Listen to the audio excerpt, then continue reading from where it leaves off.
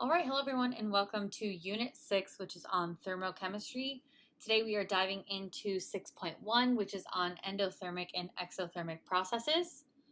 Today we are learning that energy changes during physical or chemical processes can be observed through temperature changes. If a system releases energy to its surroundings, the process is going to be exothermic. If it absorbs energy, it will be deemed endothermic. These energy changes occur in reactions, heating, cooling, phase changes, and even when solutions form, depending on the strength of particle interactions before and after dissolving. Temperature changes are one of the easiest ways for us to see that energy is being transferred. That's because temperature measures the average kinetic energy of the particles in a substance, basically how fast the particles are moving. When energy is added to a system, the particles are going to move faster, so the temperature increases. When energy leaves the system, the particles slow down, so the temperature decreases. So anytime we observe a temperature change, it's a clue that energy is being transferred between the system and the surroundings. Energy changes in a system can be classified as endothermic or exothermic based on the direction of heat that is flowing.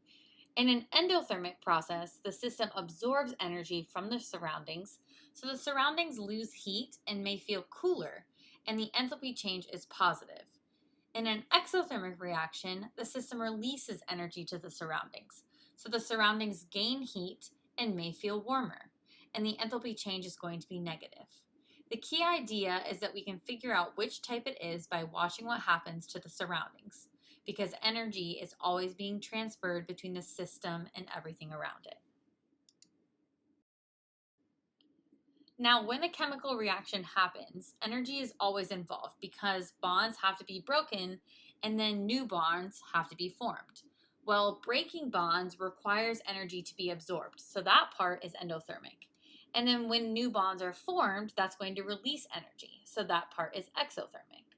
So what determines whether the overall reaction is exothermic or endothermic is when the energy change is bigger. So if more energy is required to break the bonds, then it's going to be endothermic. If more energy is released when bonds are formed, then it's going to be exothermic. So let's look at this example of combustion that we have on the bottom here. Now, in order to form our carbon dioxide and our water, which are our products, we have to first break the bonds that are in C3H8 and O2 molecules. Now, to break one molecule of C3H8, we have to input 4,006 kilojoules per mole in order to break those bonds. And then to break those 5 O to O double bonds, we have to input 2,490 kilojoules per mole. Now let's look at the energy that is released when these carbon dioxide molecules and our water molecules are formed. So now you can see totally on each side, we have 6,496 kilojoules per mole going into the reaction, and we have a total of negative 8,128 kilojoules per mole coming out of the reaction. So we have both things happening, but as you can tell, we have more energy being released, which makes this an exothermic reaction.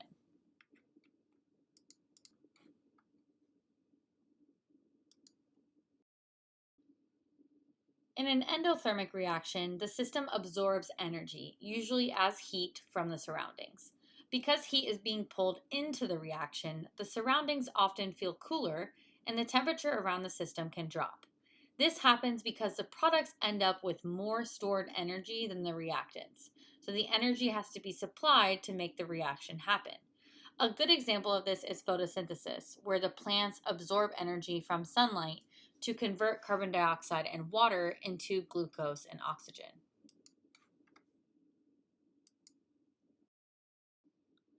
In an exothermic reaction, the system releases energy, usually as heat, into the surroundings. Because energy is leaving the system, the surroundings often feel warmer, and you'll usually observe a temperature increase. This happens because the products end up with less stored energy than the reactants, so the extra energy is given off as the reaction occurs. A common example is burning or combustion and even acid-base reactions. Remember, in these exothermic reactions, heat is going to be released into the environment, and that is what you can usually feel and or see with a temperature increase. One thing I want to make very clear in this specific lesson is that water can be deemed the surroundings to the system.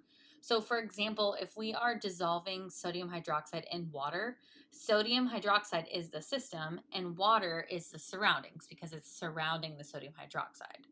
So when we are looking, let's say at this example of sodium hydroxide in water, we would notice that the water temperature is increasing because the sodium hydroxide is releasing heat to the surroundings or the water.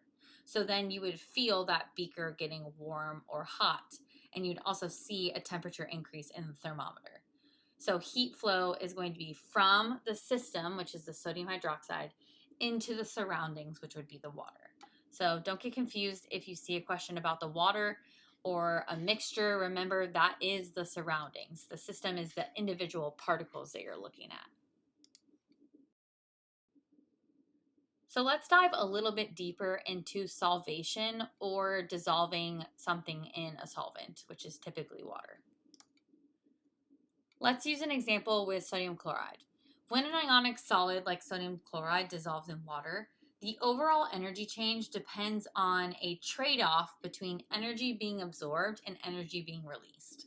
The first thing is energy has to be put in to pull those sodium and chlorine ions apart from each other. So because they're in a crystal lattice, it's going to take a lot of energy to break those ionic bonds and get them away from each other in their constituent ions. Then energy also has to be put in to separate some water molecules from each other so the ions can fit into the solution. Finally, the last step is once the ions are free and water can surround them, new ion dipole attractions form between the ions and the water molecules, and that step releases energy. So the dissolving process can end up being endothermic or exothermic overall, depending on whether the energy released from forming those new solute solvent attractions is greater or smaller than the energy required to break apart those original interactions. Now, phase changes can be classified as endothermic or exothermic depending on whether energy is absorbed or released. So in endothermic phase changes, energy has to be added to the system because particles are breaking apart from each other and moving more freely. So this includes melting, which is solid going to liquid, boiling or evaporating, which is a liquid going to a gas, or sublimation, which is a solid going to a gas. So you can see in an endothermic process, we're getting something really ordered, really structured, being broken apart into something more free or more disordered.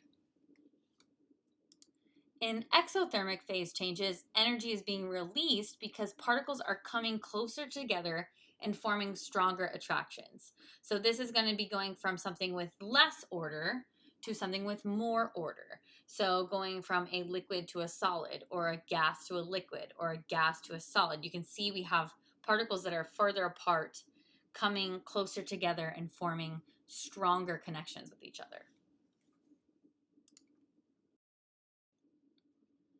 And then because we've worked a lot with energy diagrams already, I'm just going to lump 6.2 into this video. So this is just going to go over energy diagrams in terms of exothermic and endothermic processes. Again, we've already kind of gone over this, so I'm just going to do a quick review. In an exothermic energy diagram, the products end at a lower energy level than the reactants, which means the products are more stable. Even though the reaction may need an initial input of energy to break those bonds, the overall process is going to release a lot more energy when those new bonds are being formed. Because of that net release, the overall enthalpy change is going to be negative.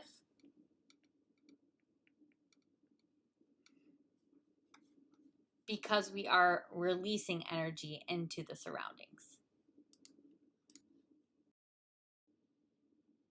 In an endothermic energy diagram, the products end at a higher energy level than the reactants, meaning the reactants were more stable to begin with.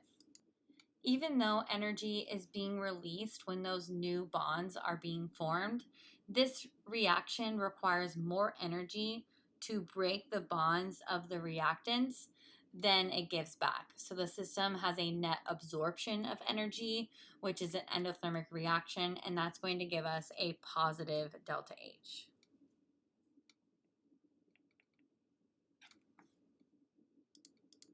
And that is it for lessons 6.1 and 6.2.